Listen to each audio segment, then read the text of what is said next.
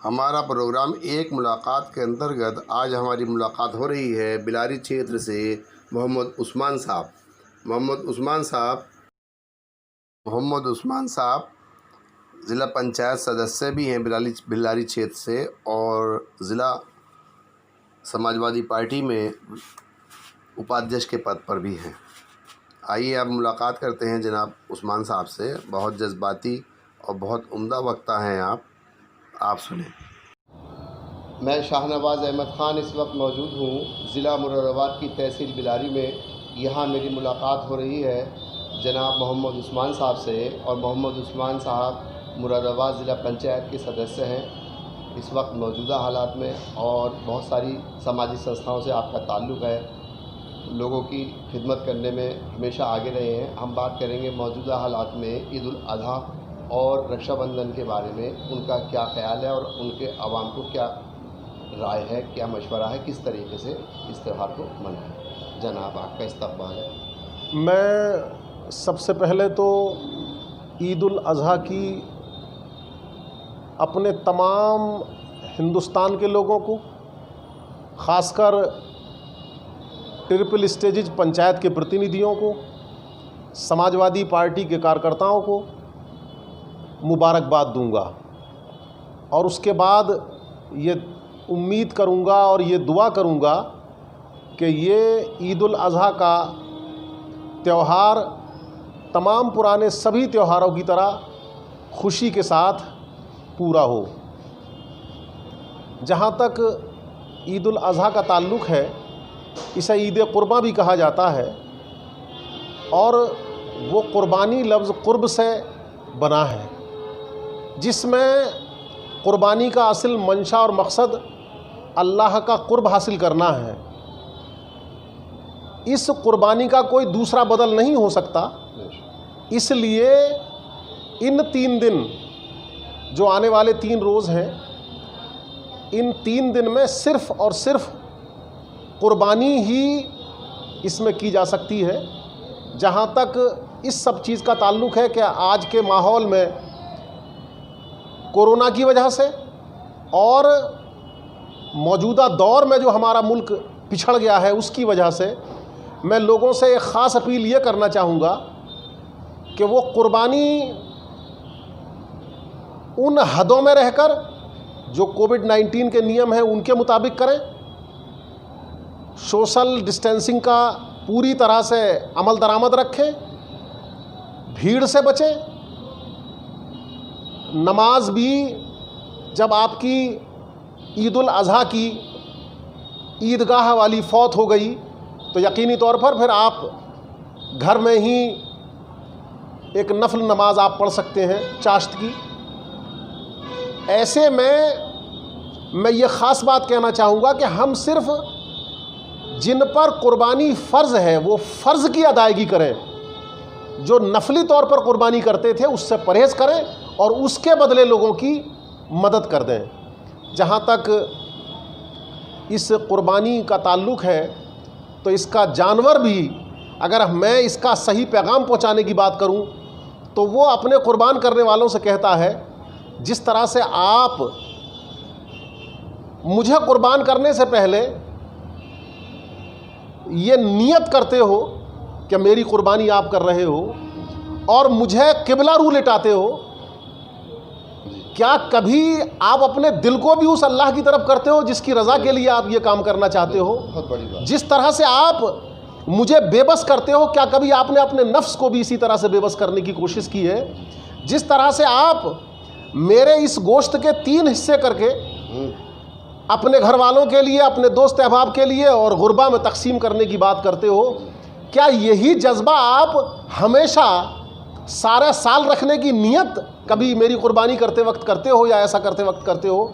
ये चंद ऐसे पैगामात हैं जो वो जानवर भी हमको देना चाहता है। इस मौके पर मैं फिर से ईद और इसी के साथ होने वाले तमाम हर वो त्यौहार जो हमारी इस हिंदुस्तानी तहज़ीब का हिस्सा है, वो ख्वाह किसी भी मज़हब से जुड़ा हो, मैं उनके रस्मी मनाने के ख़िलाफ़ हूँ। हम उसे रस्मी तौर पर ना मनाएं, बल्कि उनके अंदर जो ख़ास पैगाम छुपा है उस पैगाम को खुद भी हासिल करें और अपने उस अमल से दूसरों तक इस तरह से पहुंचाने की कोशिश करें ताकि वो दूसरे लोग भी उससे असील तरह से फैज़याब हो सकें।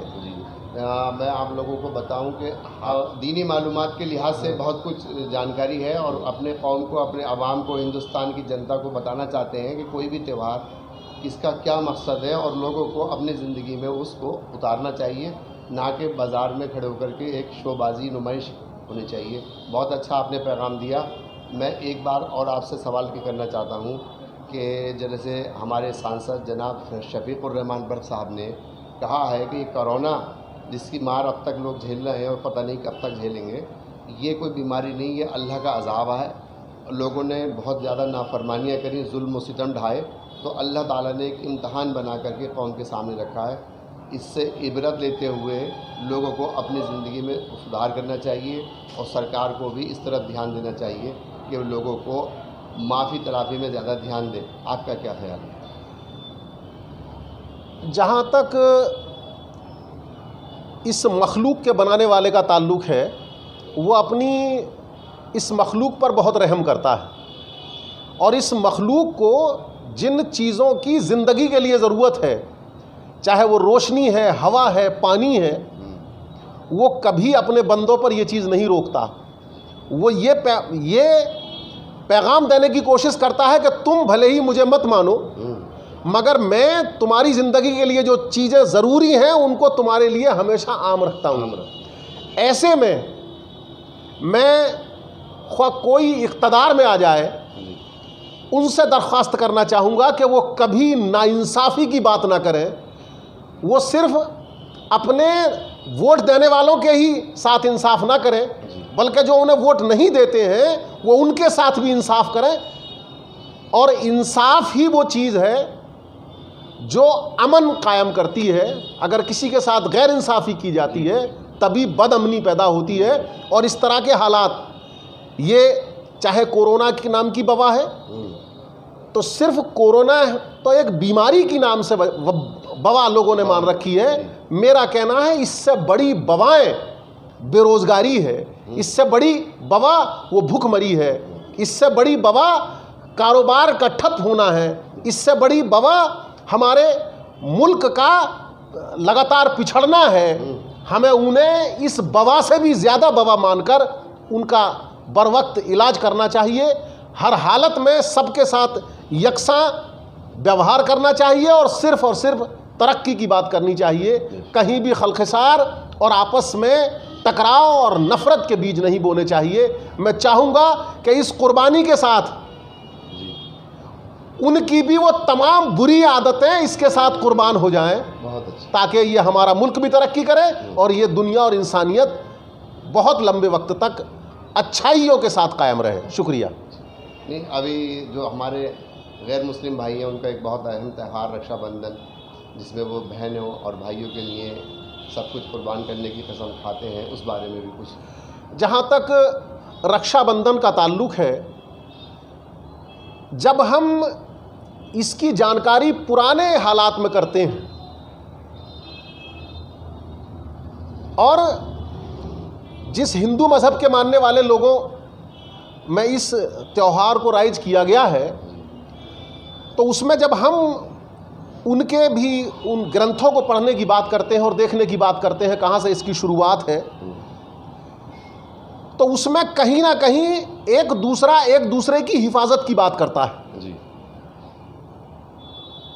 और ये हिफाजत का जज्बा वो जज्बा है कि जब ये हमारे इस हिंदुस्तान के कल्चर में आया, तो अगर कर्णावती को ज़रूरत पड़ी जी, एक गैर मुस्लिम, वो एक मुसलमान दुश्मन के ख़िलाफ़, और उसने मदद इस नाम पर अपने एक मुस्लिम से मांगी, तो उस हुमायूं ने गुरेज ना किया उसकी मदद करने के लिए कि जिसने इस राखी की वजह से मुझसे मदद की दरख्वास्त की है, तो भले ही सामने वाला उसका मुखालिफ एक मुसलमान है, तो मैं उस मज़हब को भी बालाए ताक रखूँगा, लेकिन इस राखी की लाज ज़रूर रखूँगा।